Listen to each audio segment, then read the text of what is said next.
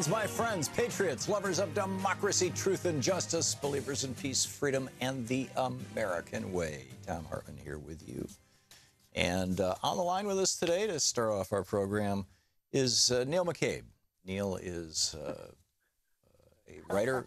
Hey, Neil. With the other point of view, Tom? Yeah, a political reporter with Brietbart News, Brietbart.com. His Twitter handle is Neil W. McCabe. And Neil, welcome back to the program. Glad to be with you, sir. So I'm playing around with some memes here, some conceptual ideas, and I wanted to run them by you as you know, as somebody who represents himself as a conservative, and yes. and has had a long association with Republicans. Yes. We've got this kid down in Florida, Devin Arthurs, who first was a neo-Nazi and thought that was really cool. And then he decided to convert to Islam, and his roommates didn't like that, so he killed him. And, you know, I think, you know, clearly there's obviously an element of mental illness here, but there's also, it seems, this piece of authoritarian, you know, a bowing down to authoritarianism. Arguably the most authoritarian, successfully authoritarian regime in the world is Saudi Arabia. And Donald Trump just went there and just absolutely loved it, was completely blown away. His Commerce Secretary, Wilbur Ross, came back and said, oh, we didn't even see, nobody even held up a 3x5 card, you know, complaining about Donald Trump. It was wonderful. Of course, it's a police state. A fascinating piece in the New York Times by Brent Staples about how Adolf Hitler in Mein Kampf described the United States, and I'm quoting from Mein Kampf, as the one state that had made headway, end of quote, toward what Hitler regarded as a healthy and utterly necessary racist regime. Nazis were keenly focused on Jim Crow segregation laws, on statutes that criminalized interracial marriage, and other policies that created second-class citizenship in the United States. German propaganda sought to normalize the Nazi agenda domestically by using the U.S. as a model. And just as Germany did, quote, special laws directed against the Negroes which limit their voting rights, freedom of movement, and career possibilities. One Nazi propagandist in the 30s wrote, what is lynching justice if not the natural resistance of the Volk to an alien race that is attempting to gain the upper hand? And in fact, the homegrown American racism, the Jim Crow laws, were the basis of the Nuremberg laws of 1935, which, quote, signaled the full-scale creation of a racist state in Germany and the road to the Holocaust. And then they lead to, in this op-ed, Nazism and the tradition of American white supremacy that is memorialized in monuments throughout the South are the fruit of the same poisonous tree. In this light, the Confederate flag can legitimately be seen as an alternative version of the swastika, the Nazi emblem. This is by Brent Staples in today's New York Times. But all of this authoritarian stuff all seems to be coming together, particularly for the Trumpistas. And I'm not even sure what the question is to ask you, Neil, other than, you know... Are you a Nazi? Well, I know that you're not a Nazi, but it seems that, you know, I don't want to personalize this to you, but to what extent is, you know, how is it that right-wing authoritarianism in the United States is represented by the Republican Party and by the hard right movement that has surrounded many of the people in Donald Trump's administration, certainly, and brought him to power? How is that different from hard right Islamism, which is practiced in Saudi Arabia and preached around the world by them, leading to ISIS and Al-Qaeda and whatnot, and hard right Nazism? I mean, or neo-Nazism with these guys, you know, Richard Spencer with his torches in I think it was in Virginia or North Carolina. It was Charlottesville, Virginia, last week. I mean, how is it different?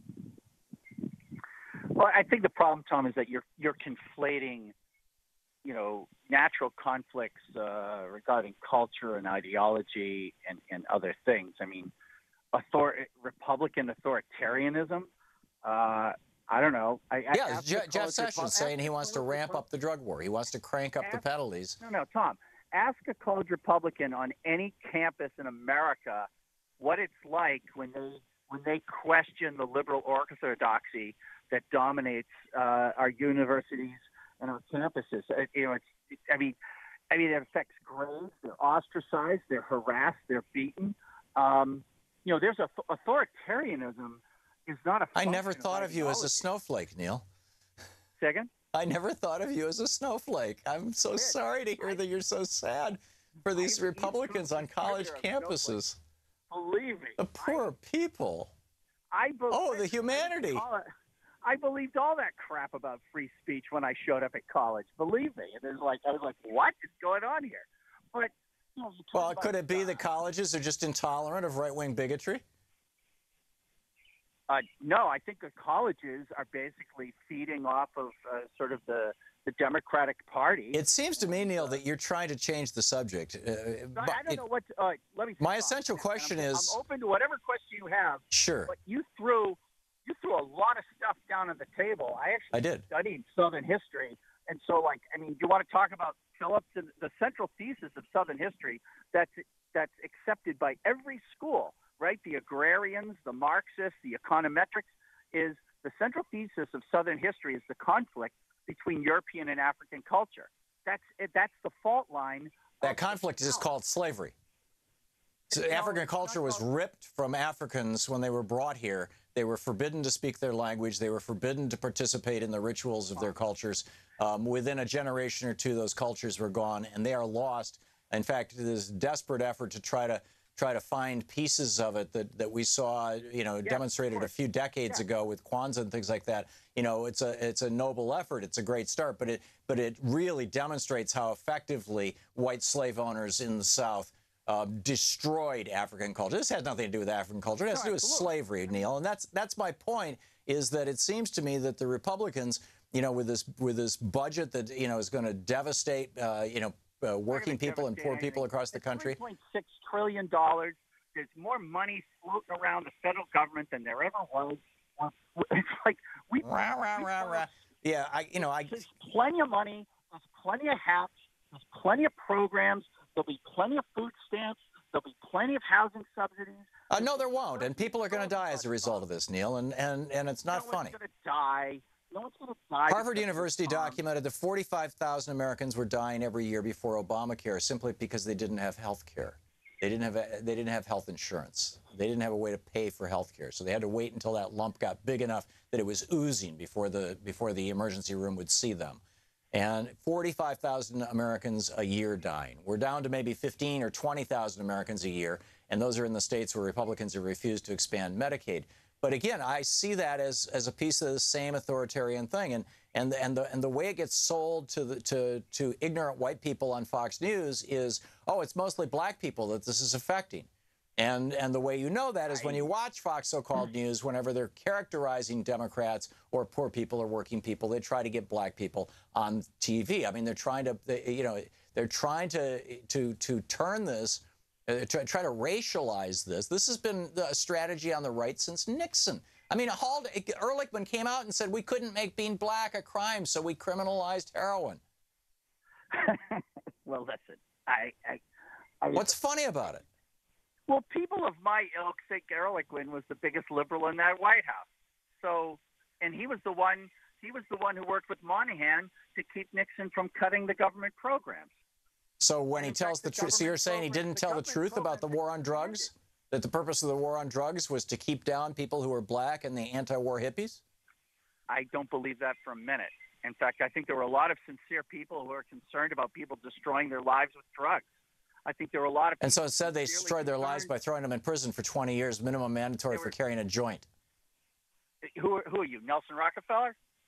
The Democrats are not without fault here. But well, he was a Republican, but I appreciate your rhino point. Okay. Oh, yeah, you're right. Nelson Rockefeller in fact, he was a candidate for vice president. He was vice president. Was vice president, yeah. There were a lot of sincere people who were concerned about drugs, and there are frankly, a lot of sincere people like me who are concerned about about the less fortunate. Our problem with these government programs is not that they're expensive or that they help the wrong kind of voters. The problem is they don't work.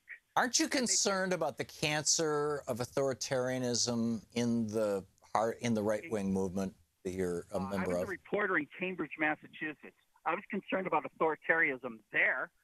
It's like, I mean, I don't think it has anything to do with being conservative or liberal. I think there are people who enjoy power, and they'll say whatever slogan they have to say to get away with it. I think it's just a function of human greed and human avarice.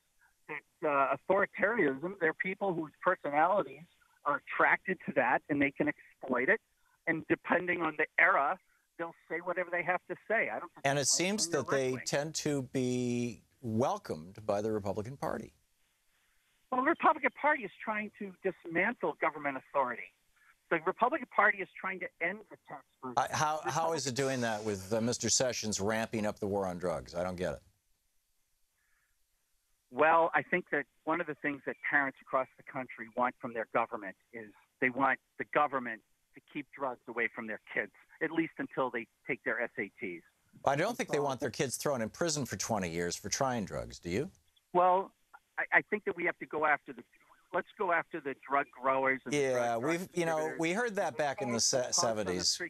Neil, on the street corner. Neil, you're no dummy. You've heard that song before, and you know what kind of BS it is. It's not BS. It absolutely is. And then Reagan comes along, and his administration is selling drugs into black communities. I just don't think that. I mean, Webb's reporting is now, well backed up. I think Republican and Democratic administrations have made mistakes when it comes to the war on drugs. I think what parents want is they want a government that keeps drugs away from their kids. Yeah. That's not bullshit. I would like a government that is informing. Well, that's a whole other. Neil McCabe, Brietbart.com, at Neil W. McCabe. Neil, thanks for dropping by. All right, be good, Tom. Thanks. This is the Thom Hartmann Program. We'll be back in just a minute.